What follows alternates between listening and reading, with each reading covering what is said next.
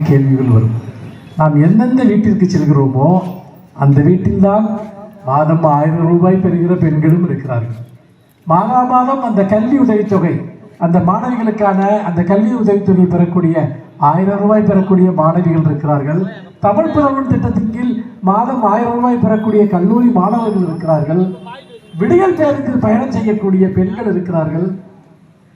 இப்படி இந்த அரசு கொண்டு வந்த மிகப்பெரிய திட்டங்களின் மூலமாக பயன்பெற்றவர்கள் எல்லா வீடுகளிலும் இருக்கிறார்கள்.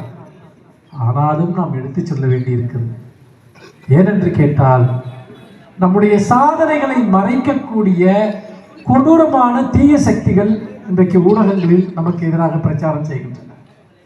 எந்த மக்கள் இந்த அரசினால் முழு பெயரை பெற்றார்களோ, தமிழ்நாட்டை ஆண்ட எந்த கட்சிகளும் அல்லது இதற்கு இந்தியாவில் வேறு எந்த கட்சிகளும் செய்யாத ஒரு சாதனைகளை, மக்கள் நல தொண்டுகளை இந்த ஆட்சி செய்திருக்கிறது.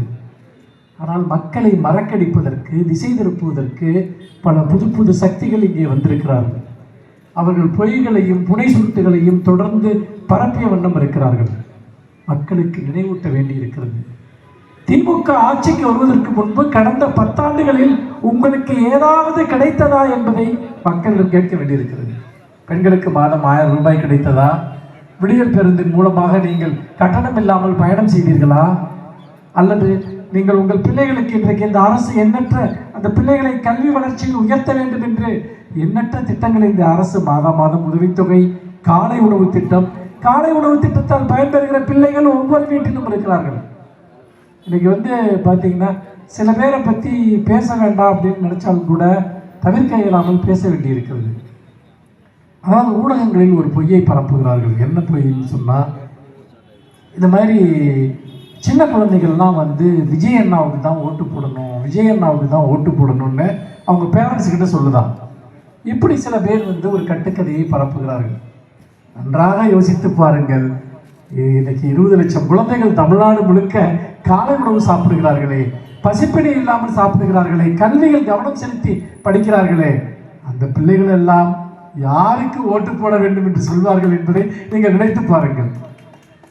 எங்கேயோ சில சினிமா ஆசைகள், சின்ன குழந்தைங்க யாராவது ஒருத்தர் சொன்னால் அதை வச்சுட்டு, அப்புறம் இளைஞர்கள் எல்லாருமே பார்த்தீங்கன்னா விஜய் பக்கம் இருக்காங்க அப்படின்னு ஒரு கட்டுக்கதையை பரப்புகிறார்கள். நீங்கள் எல்லாம் இந்த சமூக வலைத்தளங்கள் எல்லாம் அதை நீங்கள் பார்த்துருப்பீங்க.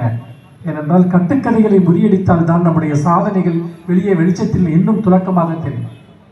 இளைஞர்கள் இன்னைக்கு பார்த்தீங்கன்னா தமிழ்நாட்டில் நல்லா யோசிச்சு பாருங்க, இந்தியாவிலேயே +2 முடிச்சு கல்லூரிக்கு போறான் இல்லையா, அவன் 48% இந்தியாவில், இது தமிழ்நாட்டில் இருக்கு. இந்த 48% இந்தியாவில் எந்த மாநிலத்திலையும் கிடையாது. தேசிய அளவிலேயே சராசரி 25% தான். 100 பேருக்கு 25 பேர் தான் கல்லூரிக்கு போறான். ஆனால் தமிழ்நாட்டில் 48 பேர் இன்னைக்கு கல்லூரிக்கு போறான். நம்மளுடைய சாதனை எப்படி செஞ்சோம்? நீ கல்லூரிக்கு வா, உனக்கு மாசம் காசு கொடுக்குறேன், ஸ்காலர்ஷிப் தர்றேன், உனக்கு வேண்டிய எல்லா உதவிகளையும் செய்கிறேன் அப்படின்னு சொல்லக்கூடிய ஒரு அரசு இருக்கிற போது யார் காலேஜுக்கு போகாமல் இருக்க போகிறாங்க? யார் காலேஜை விட்டு நிற்க போகிறாங்க? அதே மாதிரி காலை உணவு திட்டம் கொடுக்குறப்ப எந்த குழந்தையாவது பள்ளிக்கு வராமல் இருக்குமா? அரசாங்கம் எல்லாவற்றையும் பார்த்து கொள்கிறது. ஏனென்றால் அப்படி இந்த அரசினுடைய திட்டத்தால் பயன்பெற்ற பிள்ளைகள், அந்த கல்லூரி மாணவ மாணவிகள் திமுகவுக்கு ஓட்டு போடுவார்களா?